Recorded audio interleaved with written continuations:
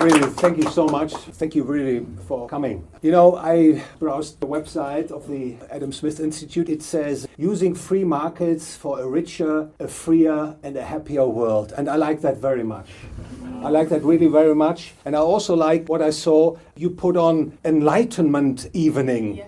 I also like these words very much because when I look at the world, what's happening, what's unfolding, I'm indeed inclined to think that we have entered a new enlightenment, maybe a new enlightenment 2.0. And at least I will try to enlighten you as best as I can with my talk tonight. The scientific method of economics, some critical remarks. And I'm fully aware that the topic isn't easy to fall in love with. It may even ruffle some feathers. However, over the course of my life, both in business and academia, I have become increasingly convinced that the scientific method of economics is an issue of paramount importance and that it is often neglected in modern social and economic sciences. And in this regard, I stand firmly with the Austrian economist Karl Menger, and he wrote in 1883 the following words, I may quote, "The progress of our science at present is hindered by the sway of erroneous methodological principles. Methodology thus has the floor and will keep it until, through clarification of the goals of research and subsequent clarification of the ways to attain the goals, these obstacles are removed which arose from the progress of political economy in virtue of misleading methodological principles," quote ends. And to put the issue in today's context, I would like to remind you of an article published by the US news agency Bloomberg in November 2016. And the title was, "Blah, blah, blah. A renowned economist sums up the state of macro." And in this article, the journalist wrote, quote, "Paul Romer says he really hadn't planned to trash macroeconomics as a math-obsessed pseudoscience or infuriate countless colleagues. It just sort of happened." And what had happened exactly? Well, US economist Paul Romer, he was the former chief economist of the World Bank, and he received the Nobel Prize of Economics in 2018, together with William Nordhaus. He had published a paper, and in this paper he outlined how mainstream economists would work today, namely, and I quote, "assume A, assume B, blah, blah, blah, and so we have proven that P is true. Then the model is identified," quote ends. Some may say this is a parody, but we have indeed good reason to interpret Romer's words as a fair description of how many mainstream economists understand and pursue their science today. And so in the following, I will try to answer the question, what is the appropriate scientific method in economics? The method that allows us to derive true knowledge in economics. And let me clarify, I use a rather distinct definition of science. For me, science is the search for and justification of true statements. Its goal is to provide laws or regularities and rigorously justify them. Regularities such as if A, then B, or if A increases by X%, then B reacts by Y%. And I will try to formulate all subsequent arguments as simple as possible in order to allow for maximum scope for your criticism and secure an active discussion after my talk. I ask you, are there true statements in economics? If the answer is no, is economics then a science? And if the answer is yes, then my question would be, how can we gain true knowledge in economics? And how can we justify it as true? For instance, how do we know that an increase in the supply of a good while demand is unchanged leads to a drop in price? Or how do we know what an increase in the money supply does to the economy? And if you seek answers to these questions and other questions, you end up asking, what is the correct scientific method in economics? The scientific method describes the approach of gaining knowledge about an object of knowledge. And modern economics has, and in my opinion, without having provided a solid justification, made a choice. It has adopted the scientific method used in the natural sciences. And a milestone in this direction was certainly Milton Friedman's, the American economist Milton Friedman. He was awarded the Nobel Prize of Economics. And in his essay from 1953, The Methodology of Positive Economics, that was very important. The scientific method of mainstream economics has its foundation in, now it becomes a bit hard, positivism, empiricism, and falsificationism. What do I mean with these terms? Well, positivism traces back to the dreams of the French thinker Auguste Saint-Simon and Auguste Comte, and it represents the idea, and I think you are familiar with it, that science is measurement. Anything that is not measurable, such as a metaphysical proposition, is not considered science.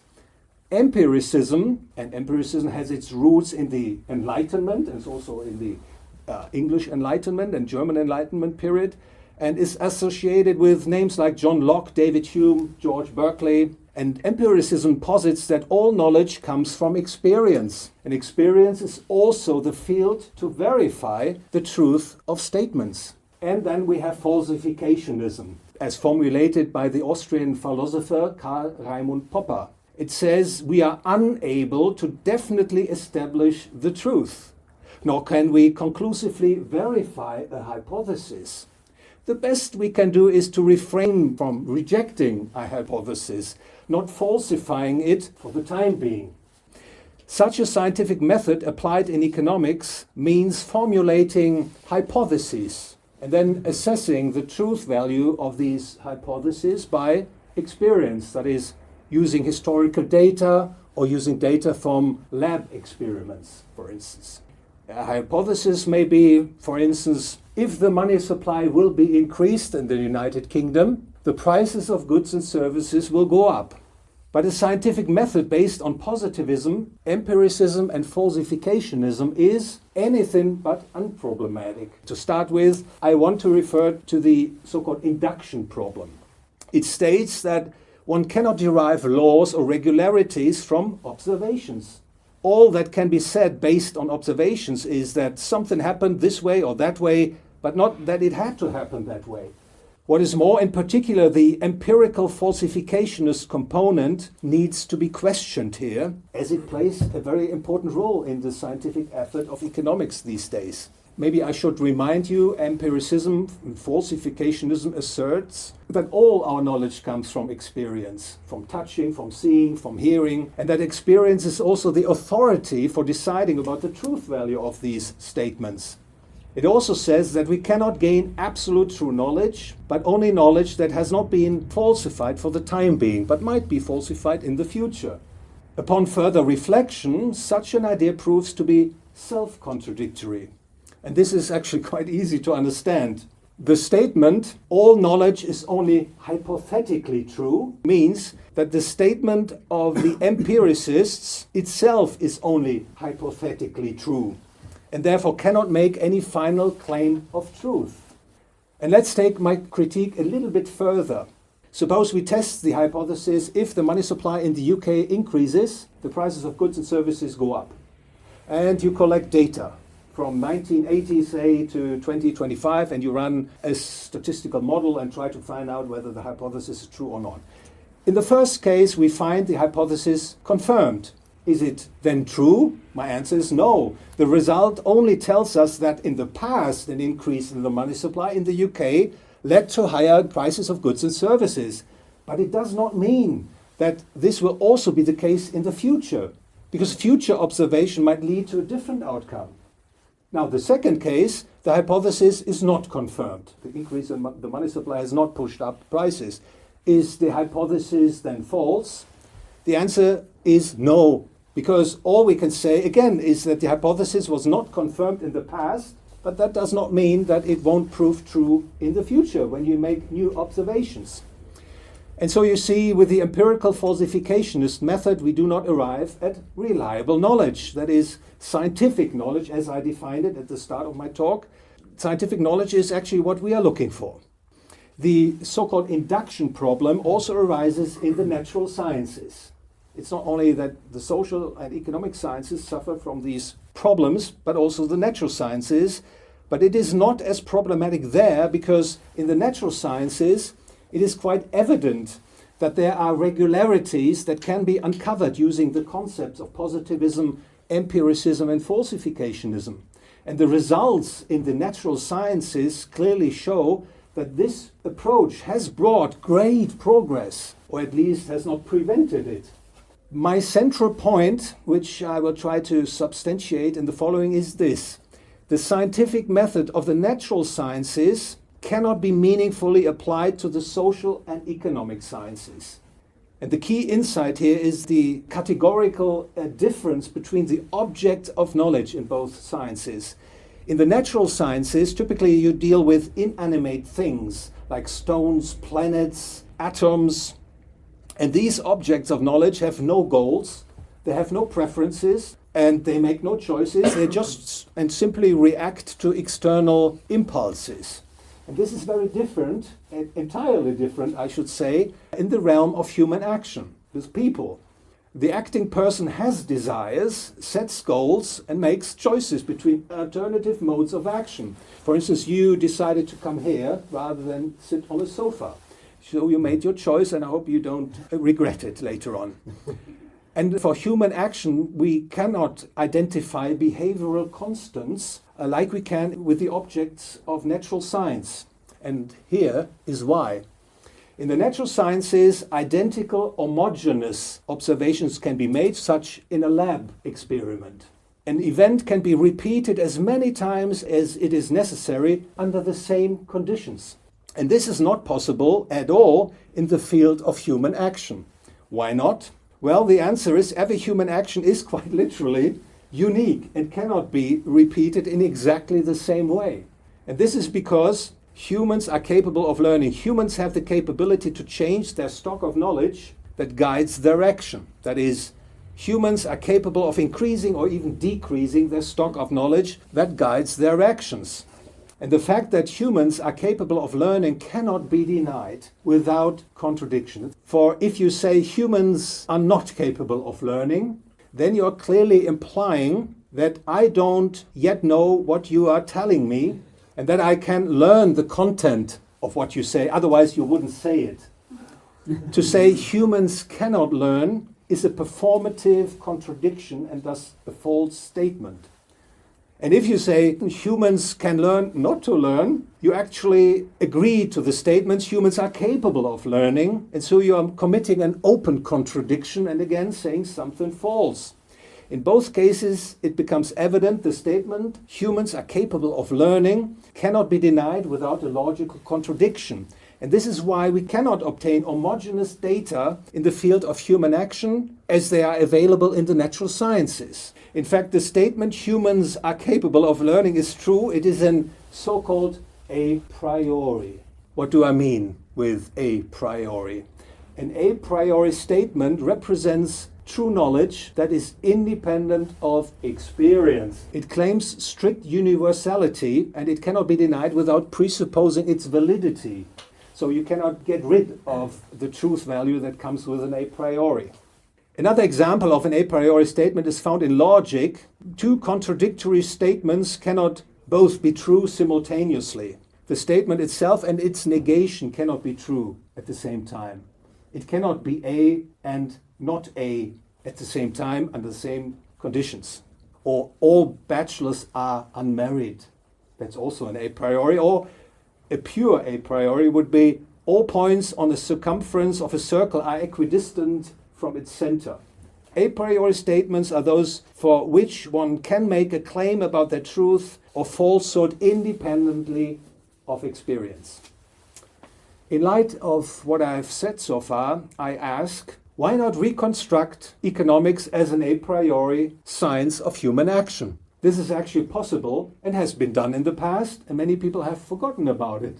The starting point, so to speak, is the statement man acts. By this, we mean that an actor replaces a state of affairs he encounters with another state of affairs he considers more advantageous. And the statement man acts initially sounds really trivial, doesn't it? However, upon closer examination, it becomes clear that this statement cannot be denied without contradiction. Jasper, if you say man does not act, my response would be, well, then if you say so, you yourself are acting, contradicting what you just said and thus making a false statement. Again. Yeah, again.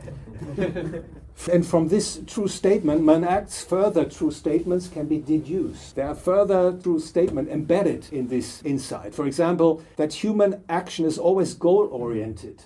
If you said it's not, the very statement would be goal-oriented and a contradiction of what you just said. Or achieving goals requires the use of means. You cannot achieve goals without means. We cannot think it without contradiction. Means are scarce. Time is a means for an actor to achieve their goals. Action implies causality. Time preference and even the originary interest rate are already embedded in the statement human acts. And that said, the a priori logic of human action allows us to obtain true statements in economics. I'll give you some examples. In a free market, everyone who voluntarily participates in an exchange is better off compared to a situation where the exchange does not take place. Or expanding the money supply in the economy reduces the value of the money unit compared to a situation in which the quantity of money doesn't change. You don't have to test it. Yeah, it's a logical consequence. Or the issue of unbacked paper money, you know, the British pound, the US dollar, the euro, they're all fiat currencies or unbacked paper money. Through bank lending leads to overconsumption and malinvestment and crises. Terrible. We know that a priori. These and other a priori statements are true, and their truth value does not need to be tested by experience. I'm getting close to the end of my talk. Just to cheer you up. There's something else I would like to point out in this context, namely the relation between the scientific method in economics and the political independence of economics. If economics is practiced as an empirical science, then there is a great risk that it will be politically co-opted. Why? Because then the economists must agree to test all kinds of theories and hypotheses, putting them into practice to explore their truth value. And this in turn gives political actors the opportunity to implement their programs, especially if they promise something beneficial. After all, who would want to resist trying out a policy that claims to be for the welfare of the people? And through this process, even the most absurd and silly ideas and policies can be realized, such as, just to give you some examples, we will increase the quantity of unbacked paper money to make the economy richer. Or we will increase taxes because that leads to more justice. Or let's abolish interest rates because that will maximize growth and employment. Or we need to establish socialism because that will create more justice and prosperity for all. However, all these promises can be seen as false and misleading and deceptive and evil when economics is conceptualized and practiced as an a prioristic science of human action. There is no need to test them in practice. And therefore it is not surprising that economists who treat economics as an a prioristic science of action are generally quite unpopular with politicians and those in power. And that career prospects for economists who treat economics as an empirical science are much greater. The problem that arises from this, however, is that economics not only deviates from its truth-seeking orientation, but also moves closer to politics, increasingly failing to substantiate and teach the concept of the free market, of individual liberty, of prosperity for all, and instead paves the way for anti-market ideologies, ultimately to the detriment of the freedom and prosperity of societies. It can actually lead to the destruction of civilization. And now you can see, I come to the end. My talk is actually an encouragement to revive the discussion about the scientific method in economics, to initiate a new methodological debate that critically examines the scientific method used in today's mainstream economics and debate alternatives, of which I presented one, the a priori logic of human action. I would like to conclude with words from Adam Smith, who said, "Science is the great antidote to the poison of enthusiasm and superstition." And in view of the ideas I have presented, associated with my call for a new methodological debate, I may tweak Adam Smith's words slightly. Make economic science great again. Thank you very much.